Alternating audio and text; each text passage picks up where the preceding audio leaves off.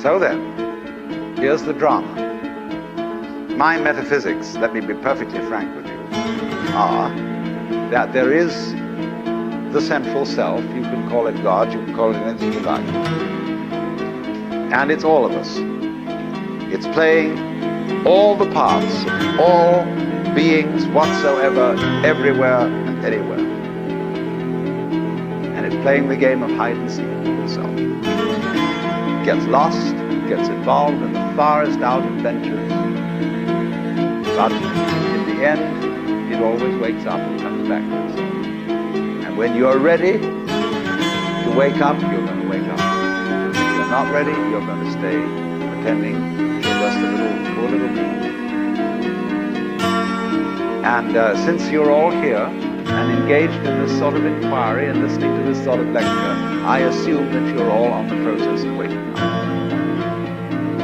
Or else you're teasing yourselves with some kind of flirtation with waking up, which you're not serious about. But I assume maybe you are not seriously sincere, that you are ready to wake up. So then, when you're in the way of waking up and finding out who you really are, you meet a character called a guru. And the Hindus say in this world, the teacher, the awakener. And what is the function of a guru? He's the man who looks at you in the eye. Oh, come on. I know you are. You know, you come to the guru and say, "Sir, I'm a prophet. I'm unhappy. I want to get one up on the universe, or I want to become enlightened. I want spiritual wisdom." Ah, the guru looks at you and says, "Who are you?" You know, Sri Ramana Maharshi, that great Hindu sage of modern times, people used to come to him and say, "Master, who was I in my last incarnation?" As if that mattered. And he would say, "Who is asking the question?" And he'd look at you and say, basically, go right down to it. You're looking at me, you're looking out, and you're unaware of what's behind your eyes. Go back in and find out who you are, where the question comes from, why you ask. And if you've looked at a photograph of that man, I have a gorgeous photograph of him. And you look in those, I walk by it every time I go out of the front door. And I look at those eyes and the humor in them, the lilting laugh that says, "Oh, come off it, man." Shiva, I recognize you. When you come to my door and you say, "I'm so-and-so," I say, "Ha ha, what a funny way God has come on today."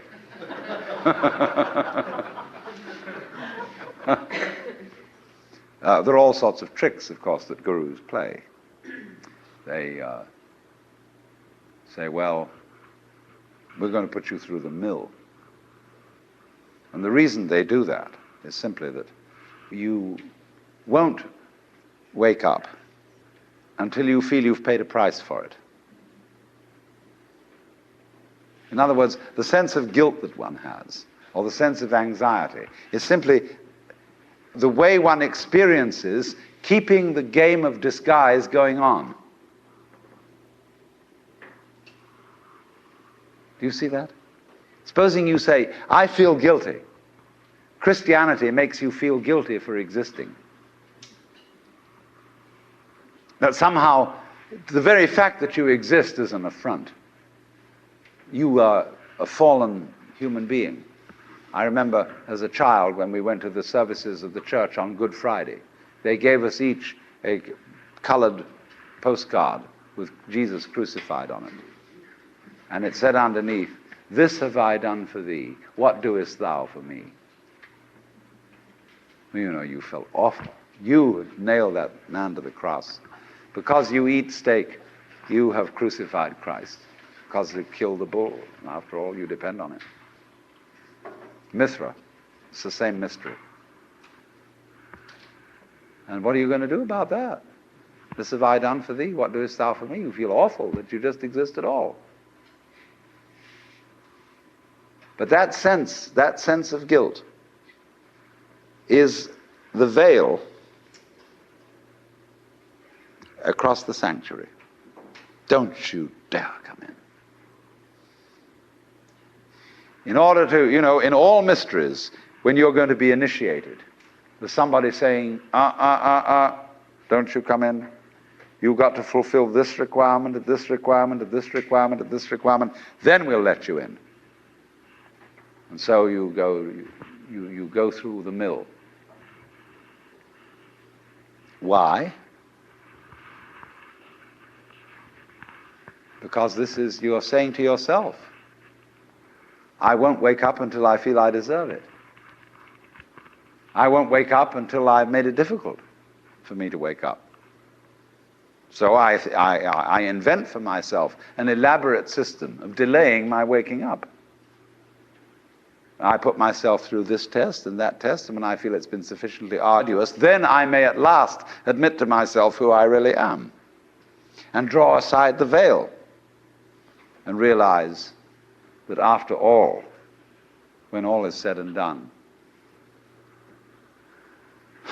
I am that I am, which is the name of God.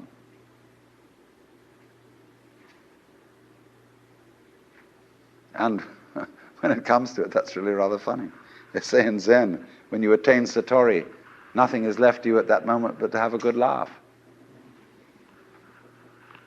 But naturally, all masters, Zen masters, yoga masters, every kind of master, puts up a barrier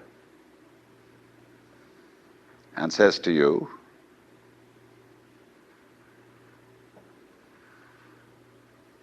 he simply plays your own game. We say anybody who goes to a psychiatrist ought to have his head examined. Because when you go to a psychiatrist, you define yourself as somebody who ought to have his head examined. Same way, the Zen masters say anybody who studies Zen or comes to a Zen master ought to be given 30 blows with a stick. Because he was stupid enough to pose the question that he had a problem. But you're the problem. You put yourself in this situation. So it's a question fundamentally. Do you define yourself as a victim of the world or as the world? You can define yourself. You see, if you identify you with what you call the voluntary system of the nerves, and say, only that's me, and that's really a rather limited amount of my total performance, what I do voluntarily, then you've defined yourself as the victim in the game. And so you are able to feel that life was a trap. Something else, whether it was God or whether it was fate or whether it was the big mechanism, the system, imposed this on you. And you can say, poor little me.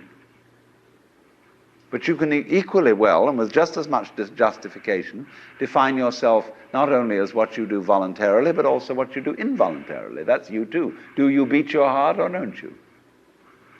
Or does it just happen to you? And if you define yourself as the works, then nobody's imposing on you. You're not a victim.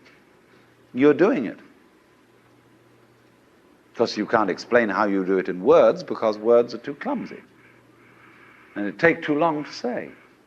You get bored with it. But actually, then you can say, with gusto, I am responsible for this life. Whether comedy or tragedy, I did it.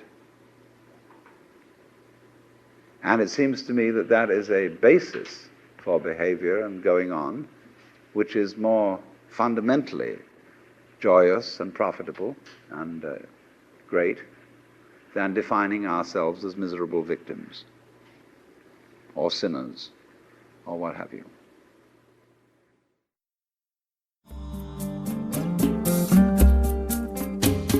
Out of Your Mind now continues with the next lecture from the Nature of Consciousness lecture series.